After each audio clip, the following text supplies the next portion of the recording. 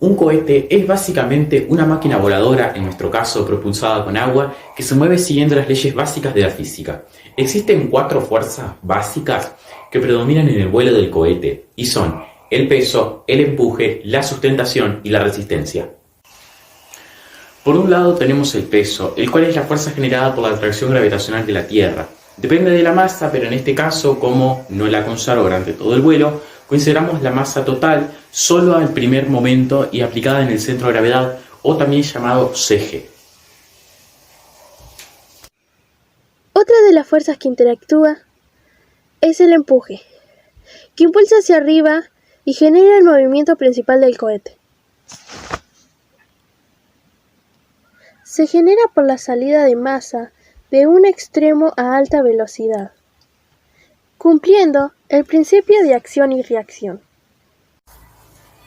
Luego tenemos la sustentación aerodinámica, o simplemente llamada elevación, la cual se produce por la acción de las superficies de sustentación cuando el cohete se desplaza. Por otro lado, y la última fuerza que actúa en nuestro cohete, la resistencia aerodinámica, es generada por el rozamiento del cuerpo del cohete con el aire y se opone al movimiento vertical. Ahora vamos a explicar un poco la aerodinámica de nuestro cohete. La fuerza aerodinámica que produce el cohete en su movimiento se puede simplificar en 2, sustentación y arrastre. Para mejorar el vuelo se debe producir la sustentación sin incrementar demasiado el arrastre. El centro de presión, o también llamado CP, es el lugar donde se concentran todas las fuerzas aerodinámicas que ejerce el aire sobre un cuerpo en movimiento. En un cohete que sube hacia arriba verticalmente, las fuerzas aerodinámicas se limitan a la fuerza de arrastre del aire. La ubicación de este punto puede variar dependiendo de la forma de nuestro... El centro de gravedad, o simplemente llamado CG, es el lugar donde se concentra todo el peso del cohete. Es decir, hay tanto peso distribuido delante del centro de gravedad del cohete como detrás de él. La ubicación de este punto varía durante todo el vuelo del modelo, ya que conforme el agua se va consumiendo, el reparto del peso en todo el modelo va cambiando. El margen de estabilidad de un cohete es la distancia existente entre el CP y el CG por convección. La distancia mínima considerada como margen de estabilidad es una separación entre el CP y el CG, igual al mayor diámetro del cuerpo del cohete. A esta distancia mínima se le va a conocer como calibre. No hay que olvidar una regla de estabilidad fundamental en un modelo del cohete. Un modelo del cohete será estable siempre que su centro de presión, CP, esté situado por detrás de su centro de gravedad. En un cohete, el CP debe estar situado hacia la cola, mientras que el CG estará situado hacia el cono. Nuestro cohete, al igual que la gran mayoría de objetos, por no decir que todos, está sometido a las 3 leyes de Newton. Las vamos a explicar un poco para que se entienda un poco mejor el concepto. La primera ley de Newton establece que si no hay fuerzas externas que actúen sobre nuestro cuerpo, este permanecerá en reposo o se moverá con una velocidad constante en línea recta. El movimiento termina cuando las fuerzas externas de fricción actúen sobre la superficie del cuerpo hasta que se detiene. Cuando se presenta un cambio en el movimiento de un cuerpo, este presenta un nivel de resistencia denominado inercia. O simplemente, tal y como lo dice la primera ley, todo cuerpo permanecerá en su estado inicial a no ser que se le aplique una fuerza externa. Ahora vamos a ir con la segunda ley, la cual establece que si se aplica una fuerza a un cuerpo, este se acelera. La aceleración se produce en la misma dirección que la fuerza aplicada y es inversamente proporcional a la masa del cuerpo que se mueve. Si la masa del cuerpo es constante, la fórmula que se expresa, la segunda ley de Newton, es la siguiente. Vamos a explicar la tercera ley de Newton. Esta establece que la fuerza que impulsa a un cuerpo genera una fuerza igual que va en sentido contrario. Es decir, si un cuerpo ejerce una fuerza a otro cuerpo, el segundo cuerpo produce una fuerza sobre el primero, de igual magnitud en dirección contraria. La fuerza siempre se produce en pares iguales y opuestos. Por esta razón, la tercera ley de Newton también se le conoce como acción y reacción. A continuación explicaremos cómo es el funcionamiento de las 3 leyes de Newton mientras surge el vuelo del cohete. Primero empezamos cuando el cohete está en reposo, ahí actuaría la primera ley de Newton, que es cuando todas las fuerzas están equilibradas, o sea que la fuerza neta es igual a 0 newtons. Y para que el cuerpo salga del reposo se le debe aplicar una fuerza externa no equilibrada, tal y como lo dice la primera ley.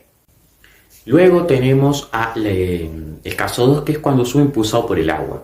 Acá se involucran 2 leyes. La fuerza de empuje es producto de la tercera ley de Newton. Es la reacción a la fuerza que el cohete le aplica al agua para expulsar. Es decir, es la fuerza que el agua le aplica al cohete. Reacción, la cual es igual a F agua cohete. O sea, la fuerza que el agua le aplica al cohete. Después tenemos la segunda ley de Newton, que es cuando la velocidad del cohete aumenta, es decir, acelera. La fuerza es en el mismo sentido que el movimiento del cuerpo y podemos calcularla como fuerza neta es igual a fuerza de empuje menos P menos F menos fuerza de arrastre, y sacamos la conclusión de que la fuerza neta es positiva. Después tenemos el caso 3, que es cuando el cohete sube sin el impulso del agua. Acá actúa la primera ley, que es cuando el cohete tiende a seguir su movimiento hacia arriba. Esto por acción de su inercia. Esta es la primera ley de Newton, la cual indica que todo cuerpo permanece en su estado inicial, a no ser que se le aplique una fuerza externa no equilibrada. ¿Cuándo cae el cohete? En su caída el cohete comienza a aumentar su velocidad, pero en sentido contrario que en su despegue. Por lo tanto, esta velocidad de caída es negativa. El cuerpo acelera también negativamente. El planteo de las fuerzas se podría expresar de la siguiente manera. Fuerza neta es igual a menos peso más fuerza de arrastre, pero podemos suponer que el rozamiento es despreciable, es decir, que la fuerza neta es simplemente el peso del cohete. Fuerza neta es igual menos peso, negativa porque apunta hacia abajo, entonces la caída sería caída libre. Lo que vamos a hacer a continuación es el cálculo estimado de la altura que alcanza nuestro cohete. Utilizando algunas consideraciones y ecuaciones del movimiento de un cuerpo, podemos obtener una forma de calcular la altura aproximada que alcanza nuestro cohete. Hay una ecuación que estima la altura alcanzada teniendo en cuenta el tiempo total de vuelo, la cual la podemos ver aquí.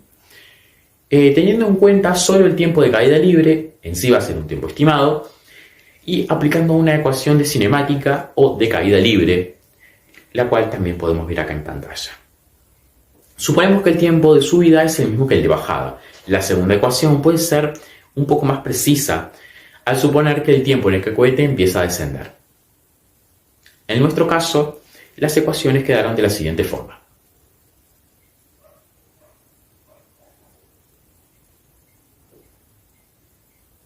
En su forma más simple, un cohete de agua es una botella a la cual se le introduce agua y se presuriza mediante un inflador o un compresor, para luego ser liberada a través de un mecanismo. Pero para lograr un mejor performance se debe mejorar el drag, poniéndole alguna ojiva, estabilizar mediante aletas, poner un contrapeso en la punta y decorar. Tenemos ciertas variables a considerar, como lo son la cantidad de agua, debido a que este tipo de cohete se comporta como un sistema no conservativo, o sea que pierde gran cantidad de masa durante su vuelo. Esto lo hacemos antes del primer segundo, por lo que la mayor parte del vuelo es inercial. Sin embargo, se debe balancear la cantidad de agua para que no sea demasiada masa al despegue, ni que pueda cumplir la tercera ley de Newton, o sea, estamos hablando de acción-reacción. Estudios teóricos indican que la cantidad óptima de agua es alrededor del 20% del volumen del cohete. Para que pueda extraer el agua, se debe presurizar el recipiente. Si bien cualquier presión superior a 10 psi es efectiva, cuanta más presión pueda darse al interior de la botella, más efectivo será el lanzamiento. El límite lo impone el material del recipiente, el compresor usado y el mecanismo de liberación de la rampa. El orificio de salida del agua a presión es un factor crítico como variable para lograr alcance y altura de vuelo, ya que es un diámetro menor, deja escapar el agua a distinta velocidad y con otro ritmo. El arrastre que sufre el cohete, es decir, la resistencia, el avance debido a la fricción con el aire, es crítico. Se debe considerar minimizarlo al máximo y para ello se debe pensar el cono de la nariz. Debe ser lo más aerodinámica para poder subir el CG y que el cohete sea más estable. Continuando con su parte aerodinámica, las aletas cumplen un papel importante para poder estabilizar el vuelo, el cohete de vuelo. Luego de saber todos estos aspectos de la parte teórica, volamos el cohete y aquí hay un video de prueba.